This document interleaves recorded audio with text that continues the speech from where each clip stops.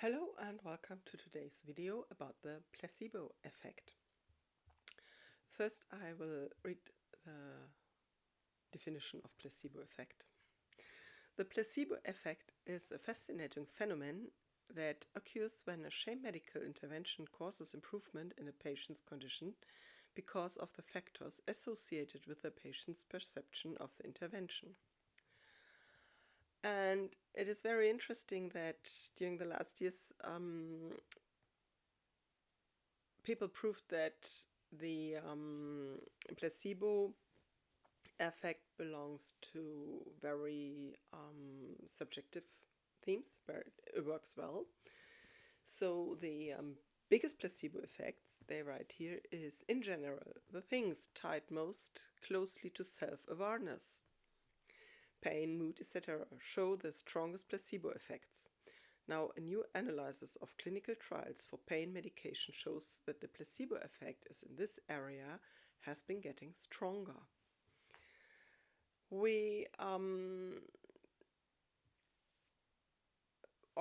Scientists found out that the placebo effect is definitely not working, for example, when disease or illness in heavy stadiums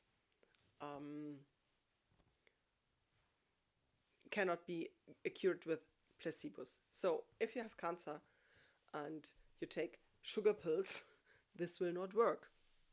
But things like pain and moods, stress, etc., nervous system, not when there is a real pathological disease behind it, but we are talking from normal stress we have all day. So, or pain. Things that relate to our subconsciousness that are subjective. And these parts can change with placebo. Medicine that is has no real treatment.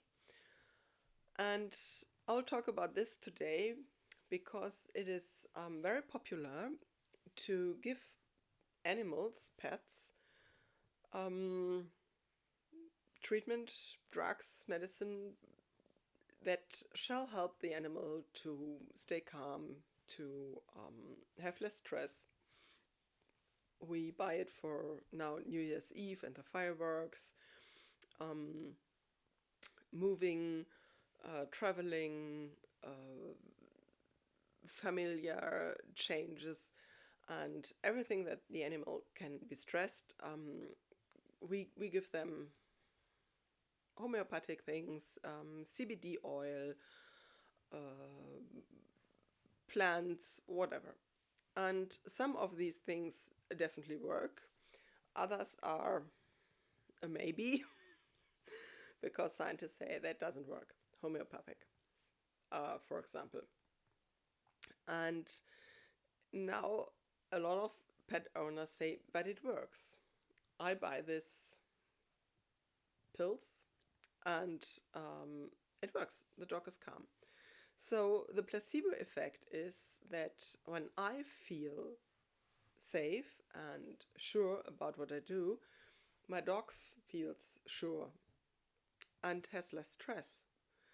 And now the question is, I had a formation for natural medicine for animals, homeopathic, and it's very difficult to really find out which globally is the right for this animal. Example, we have diarrhea, and there are thousands of possibilities which medicine already really can help this dog now, homeopathic. And the thing is that we really need to search for the right product. And now in the internet we can buy a lot of products, and we can buy a lot of combi products. So there are this homeopathic globules with different plants in it, everything against fear or stress, and we buy it and we give it to the dog and hope the best. Um, Bach flowers, CBD oil, whatever. And the question is, because scientists say that doesn't work, people who take it say it works. I'm not a scientist, I just observe it. And for me, the main thing is that what I realize is that when people feel safe and sure by themselves, this is a feeling or a status they transport to the animal, and then the animal feels safe and confident. So, why should I pay or buy stuff, even if it's homeopathic, and give it to my dog or cat or horse when I just need some self awareness?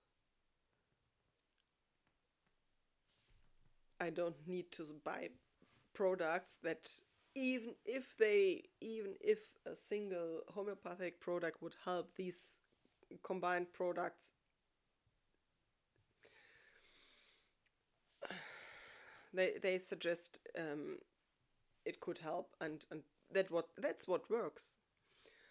And the thing is that the base that we communicate, that we share feelings, that we communicate with feelings.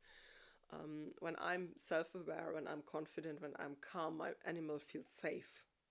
That's all.